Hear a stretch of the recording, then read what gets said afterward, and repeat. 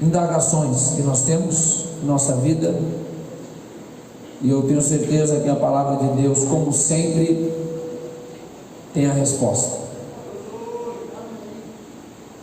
Eu tenho plena certeza que a palavra de Deus tem a resposta para tudo em nossa vida, e a gente já afirmou isso na nossa primeira aula, quando falamos da suficiência das Escrituras. Todas as aulas foram importantes, mas a gente esquecer da primeira, tudo que está sendo falado aqui nesta série de estudos não vai fazer tanto sentido. Então não podemos esquecer que a nossa referência sempre é a palavra de Deus, e que ela vai responder para a gente tudo o que precisamos. Tudo. Se alguma coisa aparentemente faltar resposta, não é culpa da palavra de Deus, a culpa é nossa que não entendeu. Diga glória a Deus. Vamos então, meus irmãos, a leitura, Romanos 8, versículo 28. Você que não tem a Bíblia, pode acompanhar pela projeção, e juntos vamos ler. E sabemos que todas as coisas contribuem juntamente para o bem daqueles que amam a Deus, daqueles que são chamados por seu decreto ou por seu propósito. Levante a mão, levante a palavra de Deus. Vamos pedir que Deus prepare agora os nossos corações para compreender tudo o que Ele vai falar aqui nesta noite. Onde guiar-me, meu Senhor, eu seguirei com teu amor. É a tua mão que me conduz por me feridas sobre a cruz. Pede para Ele: guia-me sempre,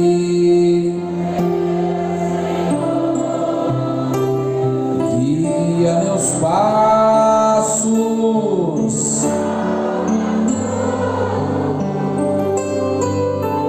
tu me compraste sobre a cruz,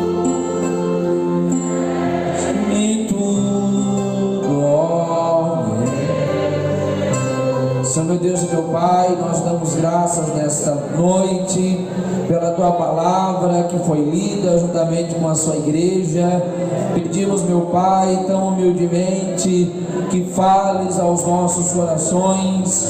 Envia agora a tua palavra com poder e autoridade, meu Deus, revelando sobre nós a tua graça, revelando sobre nós a tua vontade, meu Deus, que possamos hoje ter a nossa convicção de fé fortalecida, que possamos hoje, meu Deus, entender mais e mais de tudo quanto o Senhor tem para nós. Meu Deus, ajuda-nos a lidar, meu Pai, com pontos difíceis de serem compreendidos. Meu Pai, é verdade, meu Deus, muitas vezes nos encontramos em questionamentos, em dúvidas, mas eu sei que a tua palavra é poderosa, ela é suficiente, meu Deus, ela é penetrante, ela é eficaz. Eu creio, meu Pai, te peço aqui nesta noite, sim, meu Pai, abençoa o teu povo com a tua palavra. Sim, meu Deus, tira toda a barreira, todo impedimento, meu Deus, em nome de Jesus Cristo. Amém, Jesus, e amém. Se aceite, meus irmãos, por favor, e em seguida aproveita para aplaudir a palavra de Deus. Glória a Deus, glória a Jesus.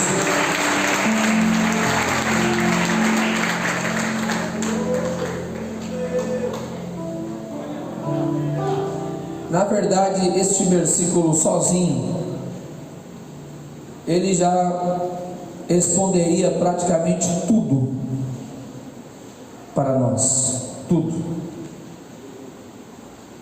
E ele está falando com alguém que já sabia.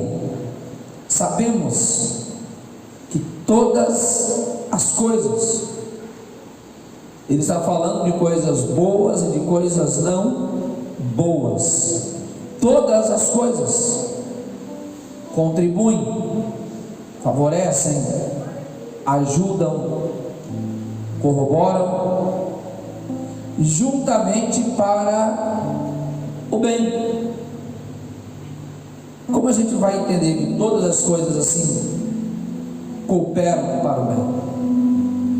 Há muitas coisas que acontecem em nossa vida que a gente pode claramente identificar como um mal.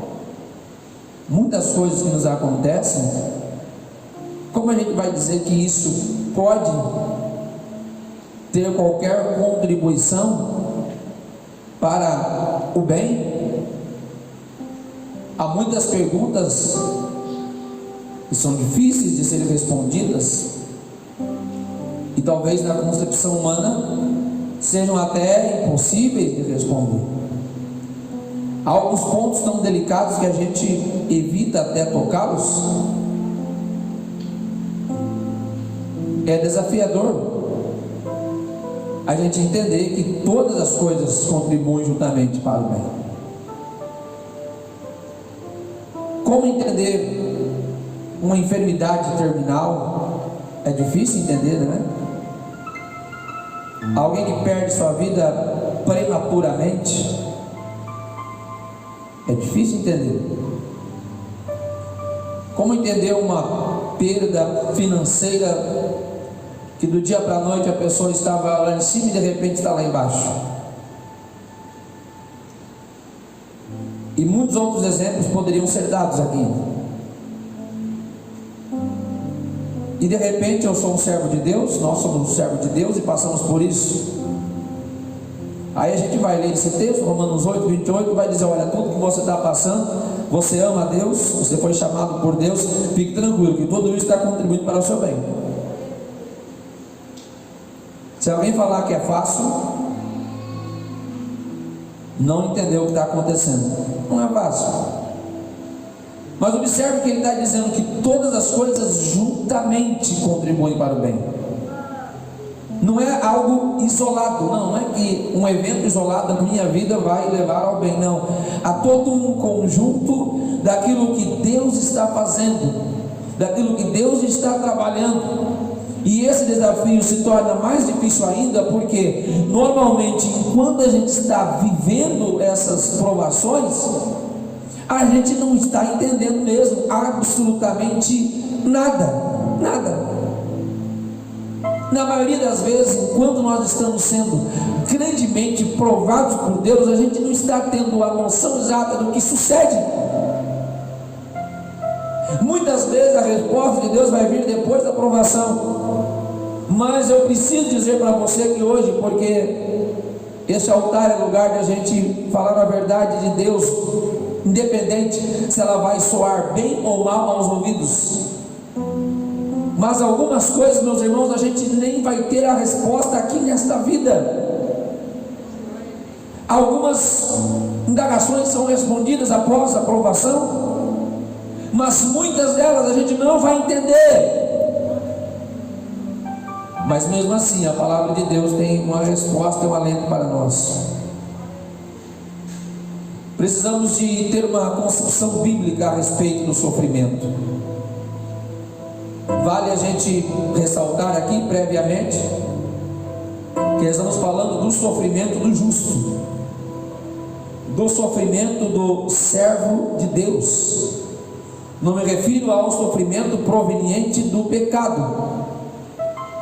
Não é desse sofrimento que eu estou falando aqui hoje. O pecado pode levar a uma série de sofrimentos. Nós falamos sobre isso semana passada, quando a aula era justamente sobre o pecado, o grande problema. Mas mesmo que nós sejamos obedientes a Deus, nós guardemos a palavra de Deus, nós podemos e vamos sofrer. Esta concepção correta sobre o sofrimento é necessária, porque somente assim a gente vai ter a verdadeira esperança. Precisamos de entender o que a Bíblia fala sobre o sofrimento, para eu não colocar a minha esperança sobre algo frágil, sobre algo que Deus não disse, sobre algo que Deus não falou, sobre aquilo que Deus não prometeu. Deus vela pela sua palavra, o que Ele falou Ele cumpre, mas se Ele não falou, Ele não vai fazer o que Ele não disse que faria. Muitas vezes o nosso sofrimento vai glorificar a Deus, e por Ele nós somos sempre aperfeiçoados por Deus. Temos 3 objetivos aqui hoje com esta lição. Primeiro é conhecer a perspectiva bíblica do sofrimento. Em segundo lugar, compreender que o sofrimento nem sempre é um mal,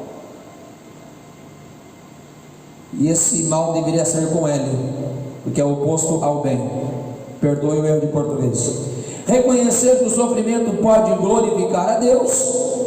Enfim, sempre há uma razão superior ao nosso entendimento em relação daquilo que nós venhamos a sofrer. Vamos à leitura bíblica em classe. Segunda epístola aos Coríntios, capítulo 1, versículos do 3 ao 12. Segunda epístola aos Coríntios, capítulo 1, versículos do 3 ao 12, eu vou ler com os irmãos. Bendito seja o Deus e Pai de nosso Senhor Jesus Cristo, o Pai das misericórdias e o Deus de toda consolação, que nos consola em toda a nossa tribulação, para que também possamos consolar os que estiverem em grande tribulação, com a consolação que nós mesmos somos consolados de Deus. Está vendo a razão do sofrimento? Porque todas as aflições de Cristo são abundantes em nós. Assim também a nossa consolação sobeja por meio de Cristo, ou seja, está sendo abundante. Mas se somos atribulados, é para a vossa consolação e salvação. Paulo está dizendo que o que ele estava passando era para consolo da igreja, para a vossa consolação, a qual se opera, suportando com paciência as mesmas aflições que nós também padecemos. Paulo está dizendo que o sofrimento dele consola os irmãos de Corinto, porque enquanto ele sofria, ele estava se identificando com uma igreja que também sofria. E nossa esperança acerca de vós é firme, sabendo que, como sois participantes das aflições, assim sereis também da consolação. Paulo está dizendo que quando a gente participa do sofrimento, nós também receberemos a consolação. Porque não queremos, irmãos, que ignoreis a tribulação que nos sobreveio na Ásia, pois que fomos sobremaneira agravados, mais do que podíamos suportar. Não é brincadeira não. Paulo está dizendo que a tribulação que ele passou foi maior do que ele poderia suportar, de modo tal que até da vida desesperamos. O que foi que Paulo fez quando ele percebeu que o agravo era mais forte do que o que ele podia suportar? Deixou o Evangelho? Deixou Cristo? Deixou de pregar? Ele simplesmente perdeu a esperança de viver. Ele sabia que iria morrer a qualquer momento, mas não iria negar Cristo, mas não iria deixar o Evangelho. Ele perdeu a esperança de viver porque ele entendeu que não iria suportar aquela provação. Versículo 9: mas já em nós mesmos tínhamos a sentença de morte, para que não confiássemos em nós, mas em Deus que ressuscitou dos mortos. Olha Deus trabalhando o orgulho, para que não confiássemos em nós, mas que confiássemos em Deus que ressuscita dos mortos. Está dizendo, olha, ainda que eu morresse, Deus queria que eu entendesse que melhor seria eu confiar nele, porque ele poderia me dar a vida novamente, o qual nos livrou de tão grande morte e livrará, em quem esperamos que também nos livrará ainda. Ele está dizendo: Deus me confortou para que eu confiasse nele, e Ele, na sua misericórdia, me livrou da morte, ajudando-nos também vós, com orações por nós, para que pela mercê que por muitas pessoas nos foi feita, por muitas também sejam dadas graças a nosso respeito. Era para a gratidão a Deus, tudo que ele estava vivendo. E por fim, versículo 12: porque a nossa glória é esta, o testemunho da nossa consciência, de que com simplicidade e sinceridade de Deus, não com sabedoria carnal, mas da graça de Deus, temos vivido no mundo, e maiormente convosco. Paulo está dizendo que havia um testemunho que glorificava a Deus. Diante do seu sofrimento, Deus era glorificado na igreja de Corinto. Aleluia, você pode até dar glória a Deus por isso. O grande fato é, meus irmãos, que o sofrimento é um dilema para todos nós. Mais complexo ainda é entender o sofrimento na vida de um justo. E nós corremos o perigo de cair num senso comum, de achar que sempre o sofrimento é causado pelo pecado, mas não é. Nós vamos falar sobre Jó, que foi mal entendido pelos seus amigos. De fato, o sofrimento pode ser fruto do pecado, como já falamos, mas podemos ver que o sofrimento ele acontece na vida do justo, porque estamos no mundo pecaminoso. O fato de estarmos neste mundo que é pecaminoso e nós não sermos daqui, nós temos atrito com o mundo, e muitas vezes sofremos porque estamos condicionados às leis que regem este mundo. O sofrimento pode servir para um propósito muito mais elevado, como foi o caso de Paulo, como foi o sofrimento dele na Ásia, muito maior do que ele poderia suportar, mas ele afirmava confiantemente que tudo aquilo glorificava a Deus, porque a fé dos irmãos de Corinto era fortalecida, porque o testemunho de Deus era glorificado na consciência dos irmãos, que agora poderiam entender a causa porque eles também sofriam.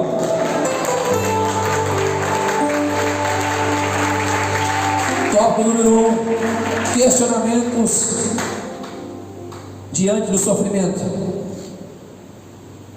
Desde criança a gente aprende a questionar, a perguntar por quê, tudo a gente quer saber. O tempo passa, mas as dúvidas continuam a chegar. Claro que não mais como a mente de uma criança, porque agora a gente já consegue discernir um pouco mais as situações e não confundir mais o mundo real com o mundo imaginário. Assim como acontece na nossa compreensão humana, deve ser também na nossa compreensão espiritual. Não que a gente, ao amadurecer na fé, chegaremos a ter a resposta para todas as perguntas, mas a gente vai encarar isso de uma forma mais natural. É normal que eu, enquanto seja neófito e não tenha compreensão clara das coisas de Deus, muitas coisas me incomodem, por eu não entender perfeitamente. Eu já comentei com os irmãos uma dúvida que era tão recorrente antigamente, que era a tal de onde vem o Deus. Talvez para um crente neófito fazer essa pergunta faça algum sentido. Ele está aprendendo, está conhecendo agora a palavra de Deus. Pode confundir o que é real daquilo que não é real, daquilo que faz sentido e daquilo que não faz sentido. Mas à medida que a gente vai crescendo na fé e conhecendo a palavra de Deus, perguntas como essa já não terão espaço mais, porque ela estará sendo respondida de forma indireta, através de outras compreensões que nós vamos tendo sobre Deus, ao fato que nós podemos dizer que essa pergunta não faz sentido algum, se falamos do Deus eterno, que não tem início, não tem fim. E se ele tivesse início, então ele não seria um Deus tão grande como ele é. À medida que vamos caminhando no Evangelho, nós precisamos progredir em nosso conhecimento sobre Deus. E são exatamente as provações que nos permitem crescer no conhecimento pessoal a respeito do nosso Deus. As provações nos ajudam a isso. A Bíblia nos fala a respeito de Jó.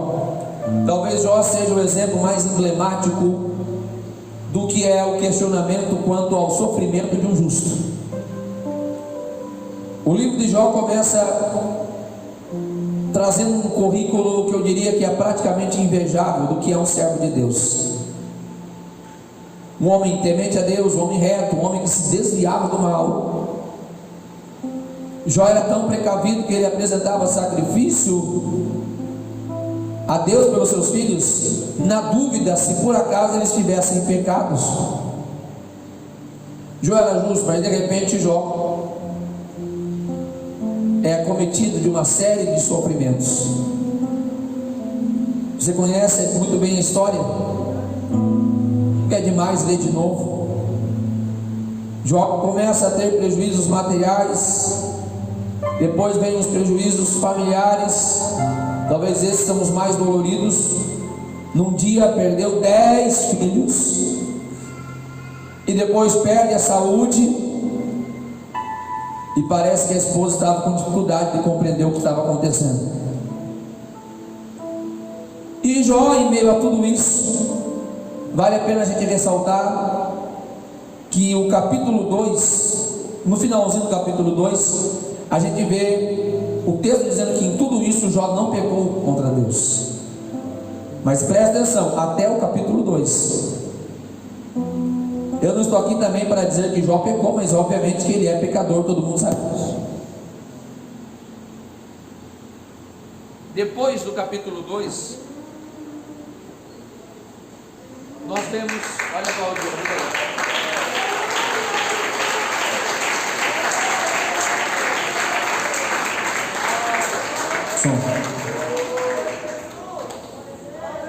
Entrando no capítulo 3 em diante de Jó, a gente já vê que começa um questionamento gigante.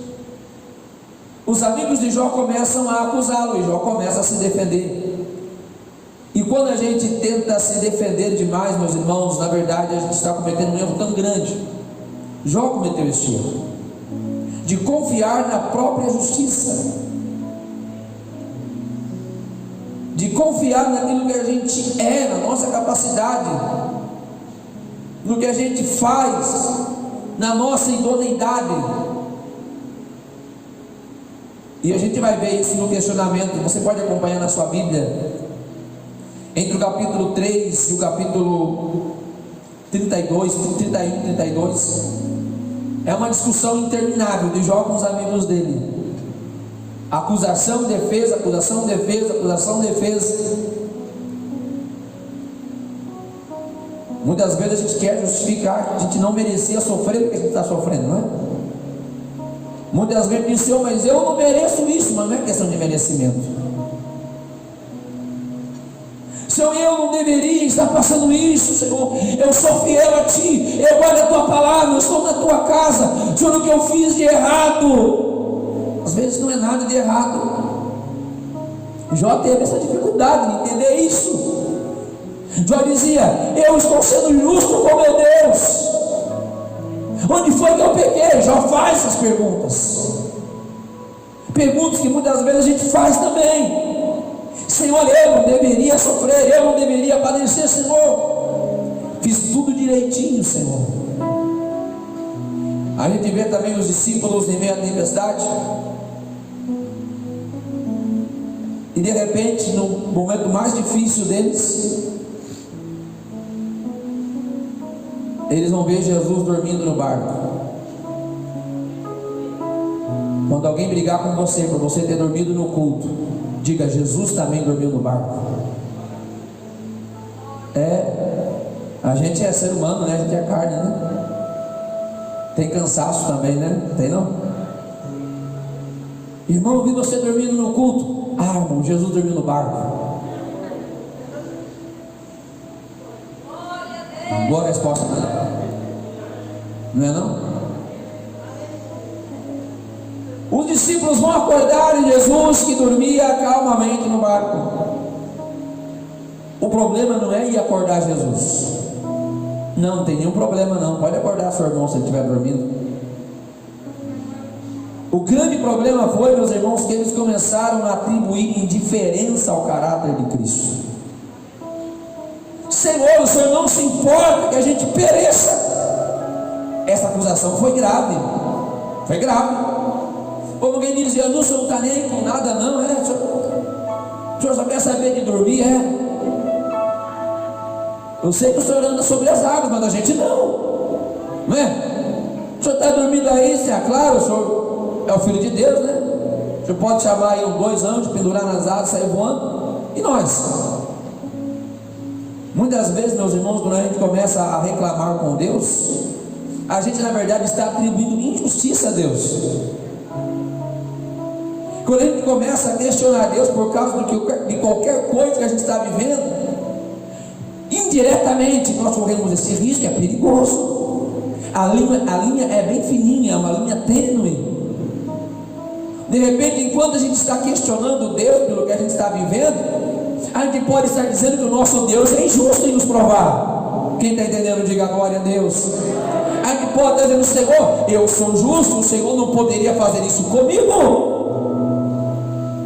Senhor, cadê o Senhor? A gente pode estar dizendo que o nosso Deus é um Deus que não se importa com a gente. Isso é perigoso.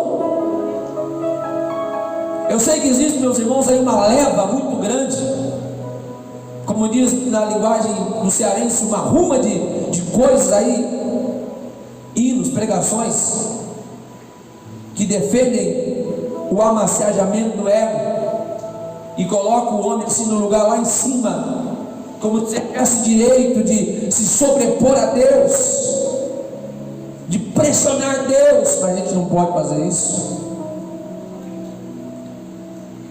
Eu não posso atribuir a Deus injustiça. Ainda que Ele faça qualquer coisa, Ele continua ainda sendo Deus. Nós vamos falar sobre a soberania de Deus.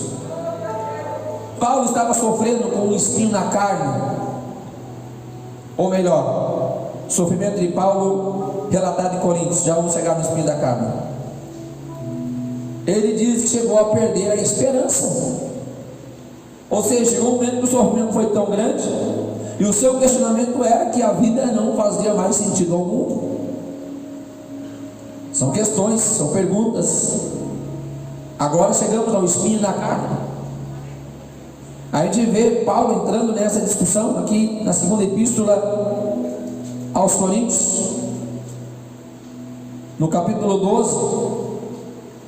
Paulo vai falar que 3 vezes ele foi orar a Deus, na ideia de tentar convencer a Deus: Senhor, tira de mim esse espinho. Senhor, a minha vida é melhor sem esse espinho.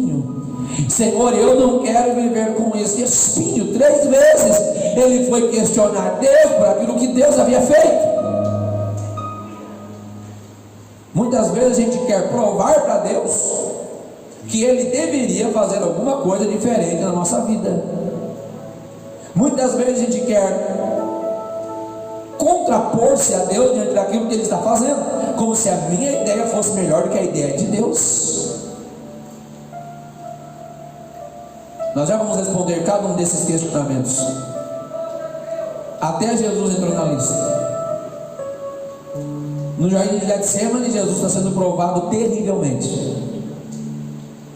Chamou 3 discípulos para orar com Ele, mas dessa vez eles resolveram descontar de Jesus, e foi eles que dormiram. Os 3 dormiram. Pedro, Tiago e João, isso que eram os mais amigos de Jesus. Vamos orar? Vamos! Começou só o glória, glória, glória. Jesus ficou orando sozinho mesmo. E diz a palavra de Deus que a oração de Jesus era: Pai, se possível, afasta de mim esse cálice. Está evidente ali que a vontade de Jesus era que o cálice passasse sem que ele bebesse. Jesus está contemplando todo o sofrimento que lhe aguarda.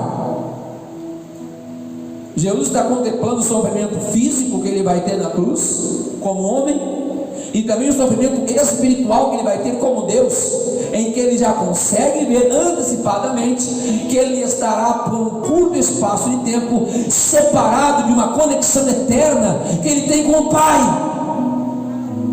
O sofrimento é tão intenso que a palavra de Deus vai nos falar que o seu suor era como de grandes gotas de sangue. E ele então vai propor para o Pai uma outra alternativa. O que falar de Asaf? Salmos número 73. Ele diz: quanto a mim, quase que eu caí, quase que eu tropecei, a olhar na prosperidade dos ímpios. E Asaf vai discorrendo a sua história, dizendo que na percepção dele, na comparação que ele fez, o injusto estava tendo vantagem.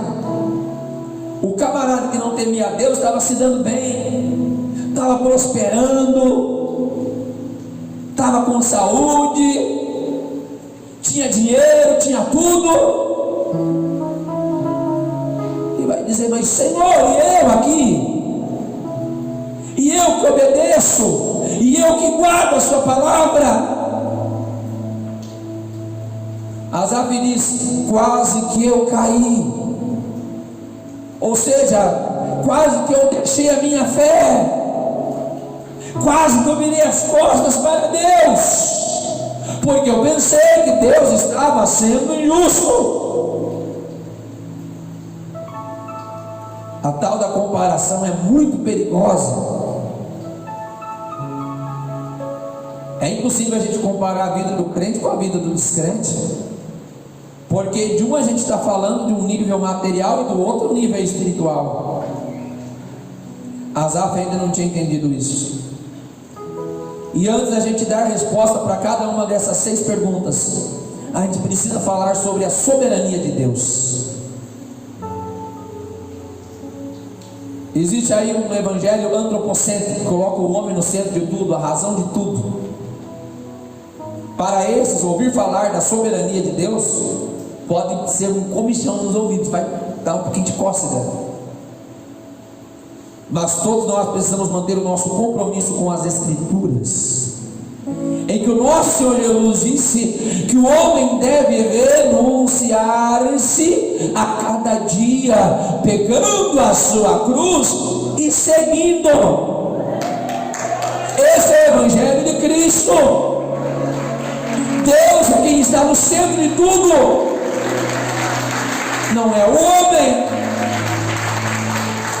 A razão final da obra criadora de Deus, ou seja, tudo que Deus fez, não se resume em colocar o homem acima de tudo isso. Deus fez tudo para a sua glória. Deus confiou ao homem uma posição de destaque em toda a criação, mas é para que este homem glorifique ao nome dele.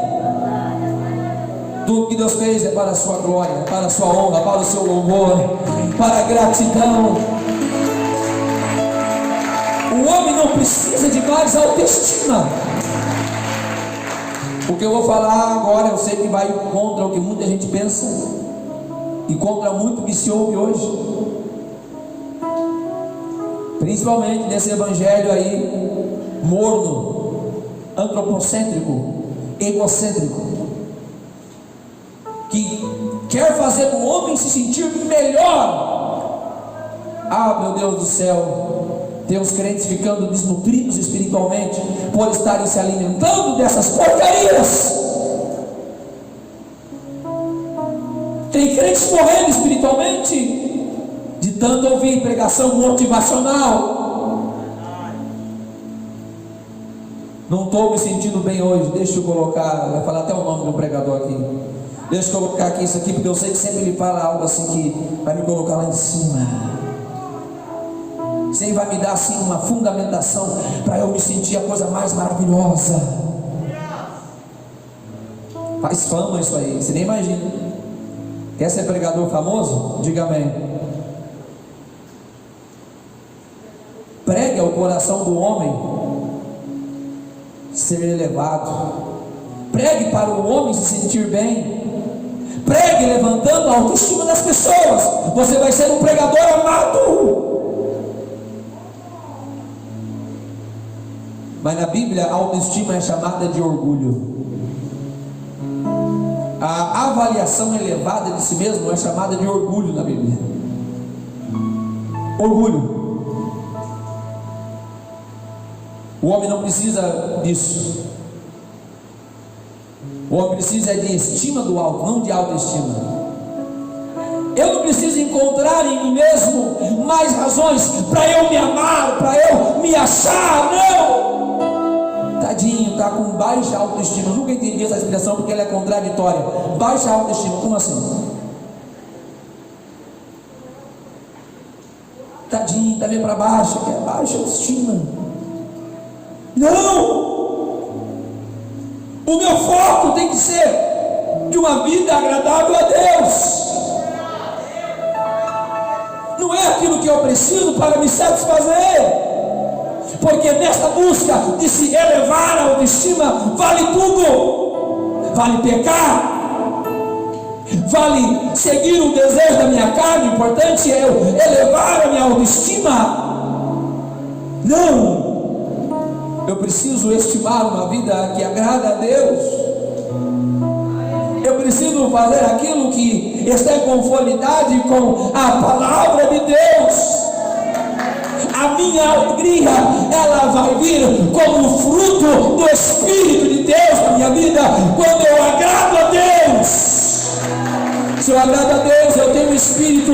Se eu tenho Espírito, eu tenho alegria verdadeira.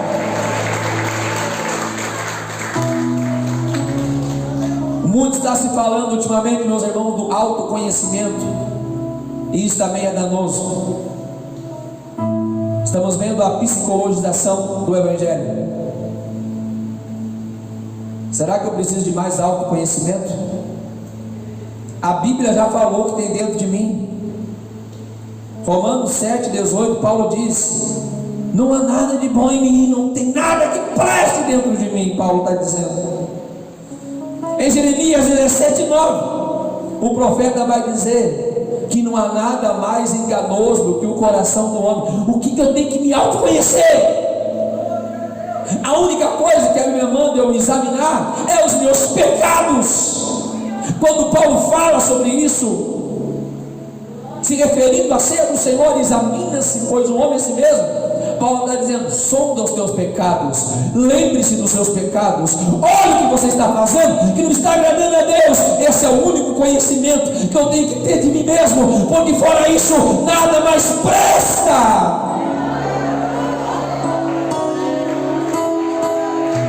Cuidado com esse evangelho todo misturado. A solução não está dentro de mim e de você, esse é o problema. Quando se propõe o autoconhecimento, está dizendo: olha, você precisa conhecer melhor para você superar as suas crises, superar os seus problemas, seus complexos. Não, eu preciso disso, não. Eu preciso conhecer mais a vontade de Deus para a minha vida. Eu preciso saber o que mais eu devo fazer para agradar a Deus. Eu não posso resolver os meus próprios problemas. Eu tenho um Criador que estabeleceu a sua vontade. Eu preciso cumpri-la. A resposta não está dentro de mim, não. Em mim não habita bem algum. Meu coração é mau. Eu não preciso de mais autoconhecimento. Se for para olhar para mim, é só para ver os meus pecados mesmo e pedir perdão, aí tudo bem. É para olhar para dentro de mim e encontrar toda a miséria que tem dentro de mim. Só se for para isso. Não posso confiar na autoajuda. Eu me ajudar como? Autoajuda. Tem uns crentes que gostam de livro de autoajuda. Autoajuda como assim? O que eu poderia fazer por mim mesmo, que a palavra de Deus não iria fazer com muita maior excelência? O que um conhecimento próprio de mim mesmo poderia me ajudar, além daquilo que a palavra de Deus pode fazer?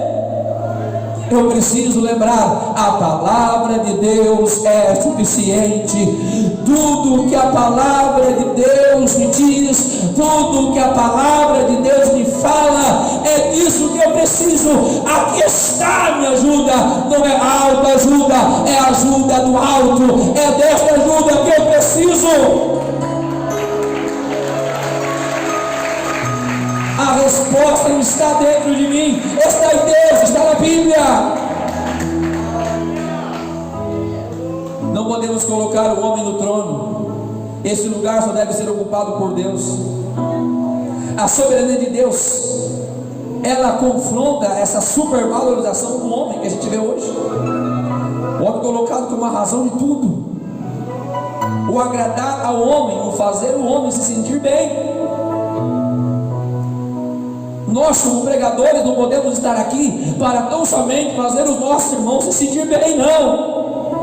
Nós estamos aqui para apregoar o Evangelho de Jesus Cristo.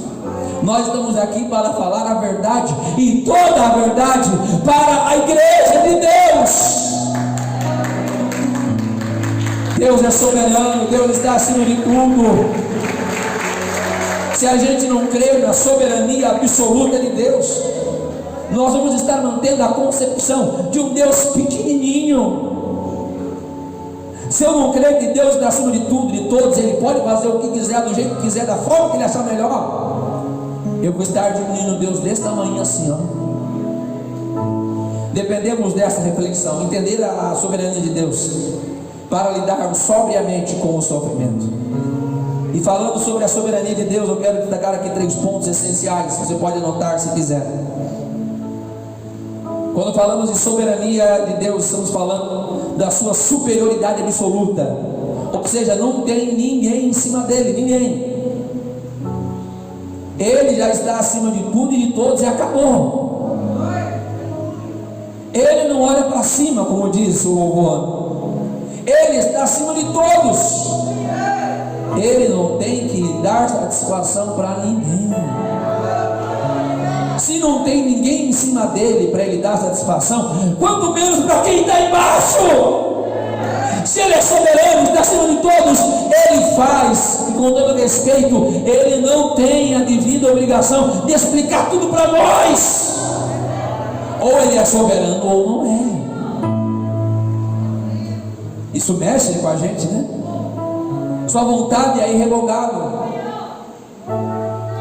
No livro de Isaías nós lemos: operando Deus, quem impedirá? Ninguém pode mudar, meus irmãos, aquilo que Deus decide fazer. Se Ele decidir fazer da frente, acabou, coitado de nós. E a sua lei também é imutável. Aquilo que Ele falou permanece para sempre. Sua palavra permanece para sempre. Glória a Deus por isso.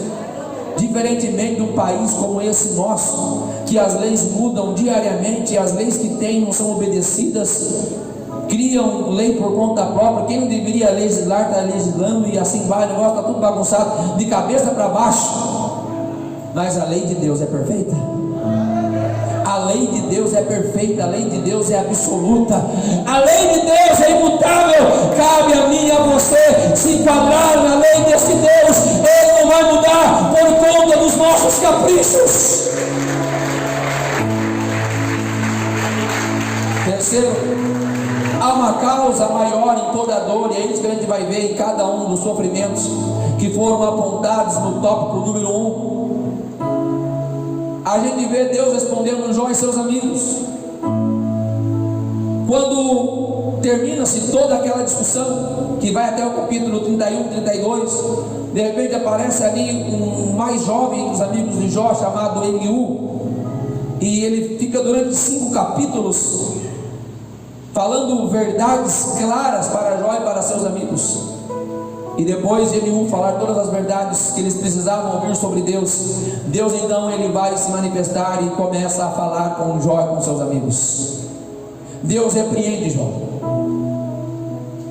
Deus apresenta a sua grandeza para Jó. Deus faz questões para Jó. Jó, se você é tão bom assim, que faz um monte de pergunta para mim, responde para mim onde é que você estava quando eu criei os céus, quando eu criei os mares, quando eu criei tudo que existe. Jó, você é meu servo, eu te amo, você é fiel, mas Jó, você não está neste nível assim para querer me colocar na parede, porque antes que você existisse, eu já sou Deus.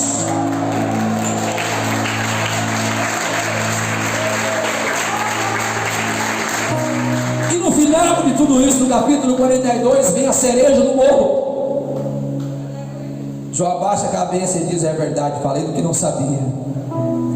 Nada melhor, meus irmãos, que nós confessar a nossa ignorância. Jó, depois de falar um monte, diz: é verdade, não deveria ter falado nada disso. A gente pode errar, meus irmãos, só não podemos persistir no erro. Jó diz: falei do que não sabia. Antes eu o conhecia apenas de ouvir, mas agora os meus olhos o veem. Jó está dizendo: através do meu sofrimento eu pude conhecer a Deus face a face. Aleluia. Pelo sofrimento podemos conhecer mais a Deus.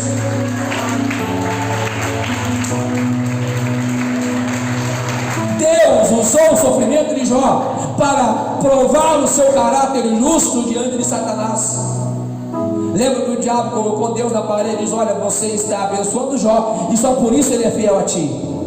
Questionou o caráter de Deus. Ele disse: não, vou provar para você que não. Mas Jó não ficou sabendo de nada disso. Muitas vezes não sabemos o porquê, apenas viveremos o resultado. Jó pôde conhecer mais a Deus, e a sua história foi revertida, e teve o dobro de tudo quanto perdeu. Naquela tempestade, os discípulos não entendiam o que estava acontecendo e reclamaram com Jesus, que dormia na popa do barco. Jesus se levanta, resolve o problema, acalma a tempestade e chama a atenção deles: homens de pouca fé. Não é que Jesus está chamando eles de homens de pouca fé porque eles poderiam resolver aquele problema sozinhos. Eu acho pouco provável que eles conseguissem resolver aquele problema sozinhos. O que Jesus repreendeu seus discípulos é o fato deles terem pensado que poderiam naufragar, poderiam perecer, estando Jesus com eles. Jesus está dizendo para eles indiretamente: meus filhos, se eu estou a bordo, se eu estou com vocês, então não há motivo de vocês pensarem que vão perecer. Se eu estou com vocês, basta confiar na minha presença. As tempestades nos ensinam. Paulo, diante do sofrimento dele na Ásia, 1 Epístola a Coríntios, capítulo 1, onde nós lemos, ele pôde ver o resultado da causa do Evangelho. Que lindo, que lindo!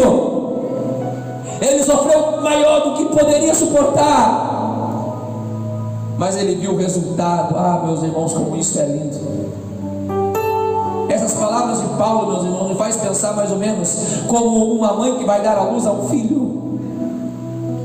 Nós homens nunca vamos entender isso, mas uma mãe sente uma dor tão grande quando vai dar à luz de forma normal a um filho, de forma natural. Mas a alegria que ela sente depois ao ver aquela criança nos seus braços não se compara com nada daquilo que ela sentiu, mas que teve grandes dores para tê-lo. Eu imagino Paulo aqui, meus irmãos, no texto que a gente leu da segunda epístola aos Coríntios, capítulo 1, do versículo 3 ao 12, quando Paulo vai falando todo o seu sofrimento, eu estou imaginando uma mãe tendo dores de parto. Ele vai falando tudo que sofreu, tudo que padeceu, e de repente ele fala: mas a fé de vocês foi edificada, mas vocês foram consolados, mas isso foi testemunho, nasceu filho, valeu a pena todo o sofrimento. Aleluia, aleluia, quem dá glória a Deus, quem dá glória a Deus. O medo do teu sofrimento pode servir para a causa do Evangelho. Quando Paulo reclamava do seu espinho na carne, a resposta foi clara e objetiva: a minha graça te basta. Paulo, você não precisa mais nada além da minha graça. Tudo o que você precisa está aí, a minha graça. Diante de qualquer coisa, de todo sofrimento, de toda adversidade, a graça de Deus jamais será insuficiente. Diante de qualquer dor, de qualquer prova, qualquer problema, nunca faltará da porção da graça de Deus. E Deus diz mais: porque o meu poder se aperfeiçoa na fraqueza. Paulo, quanto mais você pensa que não vai conseguir, quanto mais você se sente debilitado pelas provações, mais o meu poder é revelado na tua vida. Quem dá glória a Deus, quem dá glória a Deus, quem dá glória a Deus. Ao poder de Deus sendo revelado na nossa vida. Jesus no Getsemane, qual foi a resposta? Silêncio. Mas o silêncio de Deus também é a resposta para nós. Jesus entendeu: é melhor eu fazer a tua vontade. Pai, se possível, passe de mim, escala-se, mas todavia não seja como eu quero, mas como tu queres. Esta oração é tão difícil para a gente fazer, meus irmãos, porque normalmente a nossa oração é: Senhor, se possível, faça a tua vontade, mas se não for possível, todavia faça-se a minha vontade, né? Olha o inverso, entendeu? Jesus por um momento desejou não passar aquele sofrimento, até porque ele sentia em sua carne aquelas dores, mas ele entendeu, depois da terceira indagação, sem uma resposta, ele compreendeu que tudo que ele deveria fazer é aquilo que ele já sabia. Tudo que ele deveria fazer era continuar diante da missão que ele já tinha recebido do Pai. O Pai queria que ele continuasse. Essa era a vontade do Pai. Em Cristo nós aprendemos o valor da obediência, da sujeição à vontade de Deus, mesmo quando ela se contrapõe à nossa vontade. Jesus falou: eu não quero muito, na verdade eu não quero, mas Senhor, se for a tua vontade, então eu vou fazer. Não espere que a vontade de Deus seja agradável para a sua vida. Muitas vezes ela vai incluir dor, sofrimento, lágrima, tristeza, mas se a vontade de Deus é muito melhor. A resposta de Deus para Asaf no Salmo 73 vai dizer: até que eu entrei no santuário de Deus, até que eu me aproximei mais de Deus, foi que eu entendi que o final deles é perdição. Asaf estava invejando o ímpio. Ele estava distante do santuário. Ele diz: até que eu entrei no santuário, até que eu me aproximei mais de Deus. E eu pude entender que a diferença não está aqui, está no final. Aqui pode parecer que o negócio está desproporcional. Aparentemente a gente pode ter até essa ilusão de ótica, de que a vida do ímpio está tudo bem. A gente pode ter essa impressão, pode. Mas a resposta de Deus para Asaf foi: o final dele será a perdição. Deus estava dizendo para Asaf: a questão não está no presente, está na eternidade. Asaf, a questão não é aqui o presente. Você tem que parar de olhar o presente, você tem que parar de olhar o imediato. Asaf, a grande questão está que você, aquele que me ama, aquele que me teme, aquele que guarda a minha palavra, ele tem um lugar preparado, ele tem um lugar reservado, ele tem o nome no livro da vida. Era isso que Deus queria fazer Asaf entender. O final é mais importante, o final é mais importante. E para finalizar, nós não podemos se apegar com o que Deus não prometeu. Infelizmente o falso evangelho está aí prometendo um monte de coisas que Deus não prometeu. Aí quando o crente vai sofrer, acho que está errado. Não, a propaganda que foi enganosa. Tudo posso naquele que me fortalece. Está na Bíblia esse versículo? Tá. posso naquele que me fortalece. Filipenses 4:13. Muitas vezes esse texto é pregado num aspecto triunfalista. Vai dar tudo certo, você vai vencer com qualquer coisa, não vai ter problema, não vai ter luta. Você pode tudo naquele que te fortalece. Mas não é bem assim que Paulo está dizendo. Paulo está dando superpoderes ao crente. Não está dizendo que ele tinha um superpoder na vida dele, faltava só ele voar. Na verdade, o que Paulo está dizendo é o seguinte: se você olhar o contexto, está falando do sofrimento que ele teve. Ele estava preso. Aí ele diz: olha, eu sei passar aflição, sei passar fome, sei passar um monte de coisa ruim.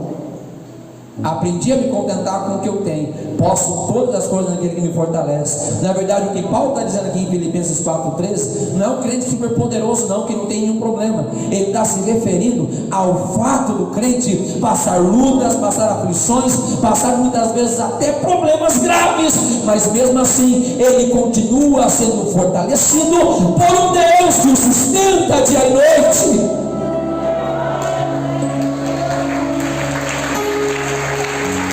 Ele levou as nossas enfermidades. Alguns vão dizer: crente não pode ficar doente, porque Jesus levou sobre si as suas enfermidades. 53, Isaías, versículo 4. Tem crentes que pensam até que qualquer doença seja pecado. Pastor, mas está escrito, ele levou nossas enfermidades. Mas de qual enfermidade que Isaías está falando? Será que é da enfermidade física? A pior de todas as enfermidades que nós tínhamos era a enfermidade do pecado.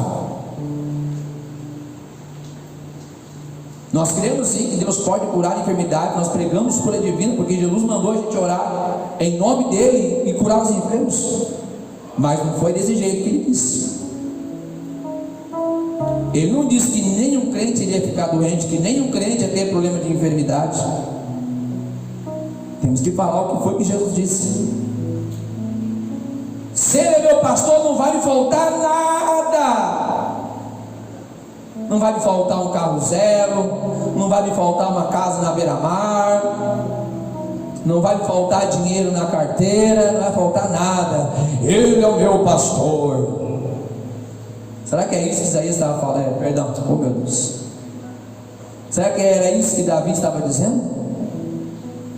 Era isso que não iria faltar na vida dele? Não. Ele está dizendo que tendo Deus como pastor, ele não vai sentir falta de nada. O Senhor é meu pastor, de nada tenho falta. Ele está dizendo: olha, eu posso comer arroz com ovo, mas eu não sinto falta, porque eu tenho Cristo na minha vida. Eu posso não ter um suco de goiaba, mas eu pego a água, coloco um açúcar ali e tomo. Estou feliz, não sinto falta de nada, porque eu tenho Cristo, eu tenho Deus, eu tenho a presença dele. Não sinto falta de nada nesse mundo. E lá vai um monte de heresia. Estou só dando alguns exemplos. Tuas palavras têm poder, determine hoje. Não dá certo, meus irmãos, já tentei isso várias vezes. Você gosta de determinar que vai dar certo? Já me olhei tantas vezes no espelho e disse: você vai ficar rico, você vai ficar rico. Nunca deu certo. Não tem poder não. O que tem poder é a palavra de Deus. A minha palavra não tem poder não. A palavra de Deus tem poder.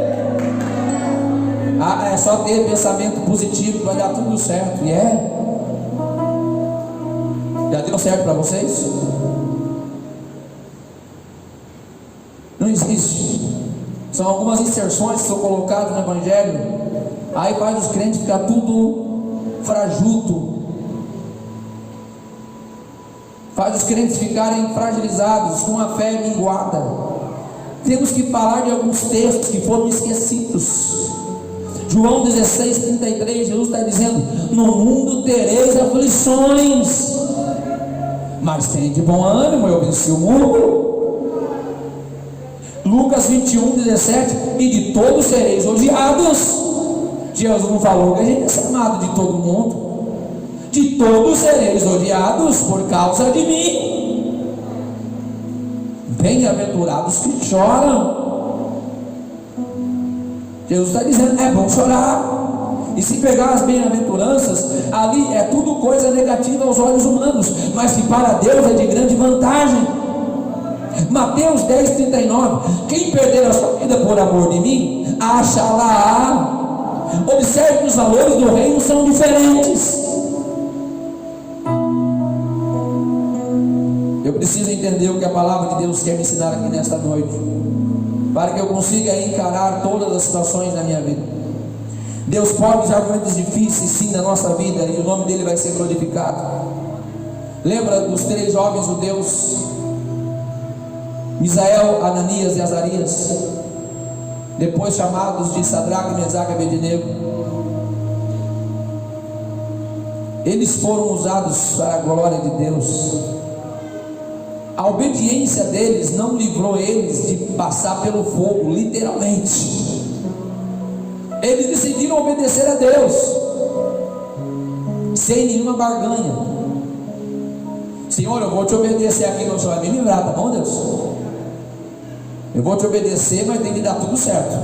Não, muito pelo contrário. Pode ler, Daniel capítulo 3 fala sobre os 3 jovens, e eles vão dizer o seguinte: vamos lá, deixa ele jogar nós na fornalha. Se Deus quiser livrar, ele livra. Eles falam desse jeito: se Deus não nos livrar, então somente morreremos. Os 3 jovens estão dispostos, meus irmãos, a mesmo morrer, obedecendo a Deus.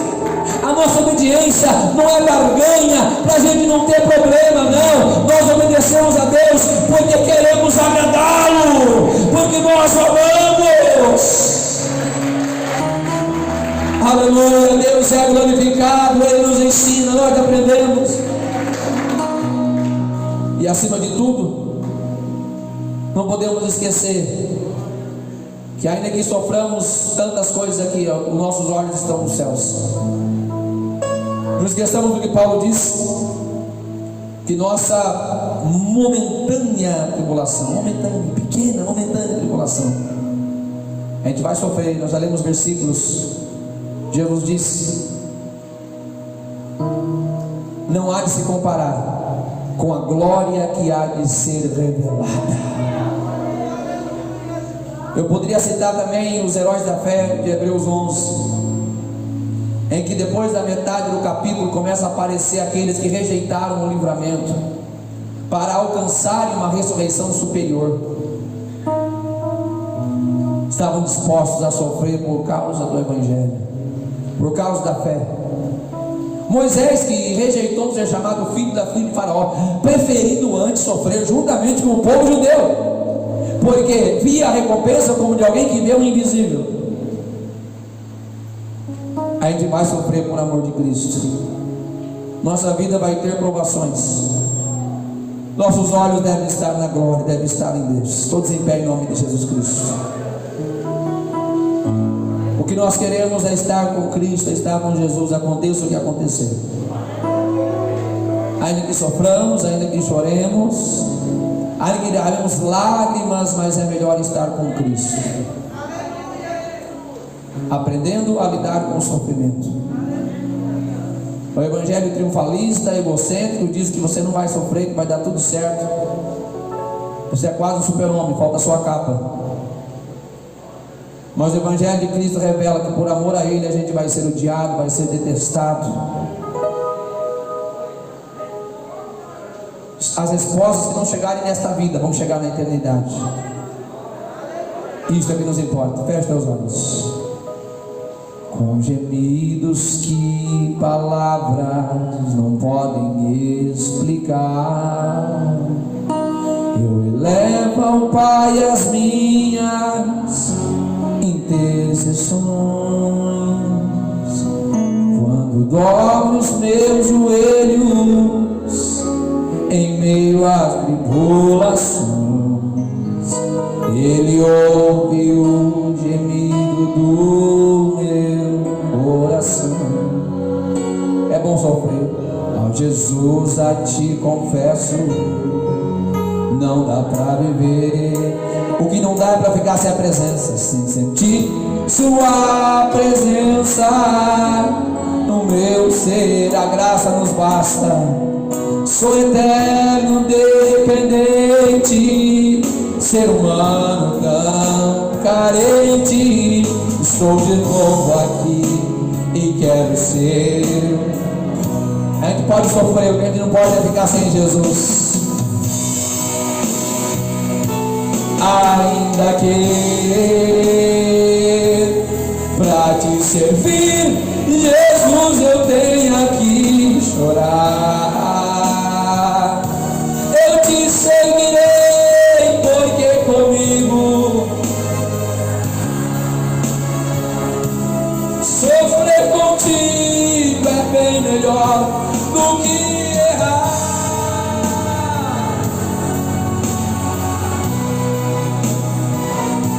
Perdoa-me, porque às vezes não consigo nem falar. Logo as lágrimas meus olhos vêm molhar,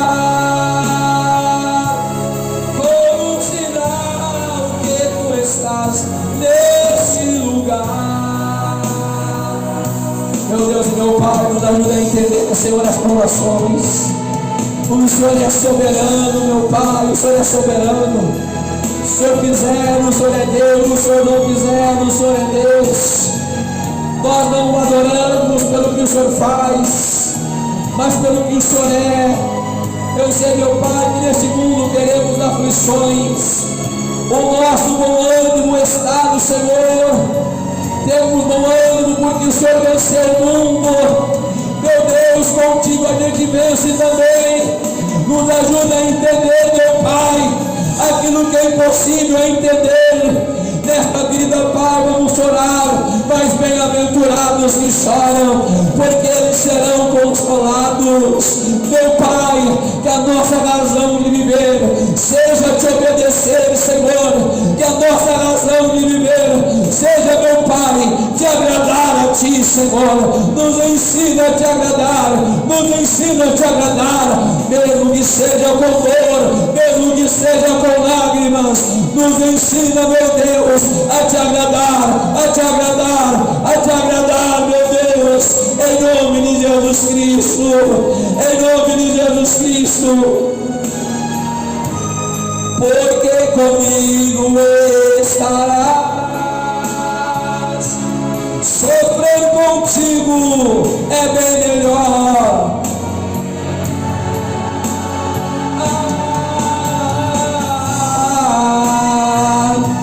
Perdoa-me,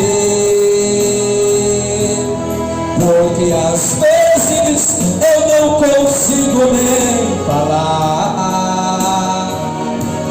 Logo as lágrimas, os meus olhos vêm molhar,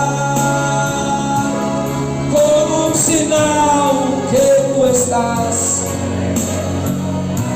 Eu gostaria de perguntar nesta noite, se há alguém que você deseja entregar a tua vida para Jesus, tem alguém?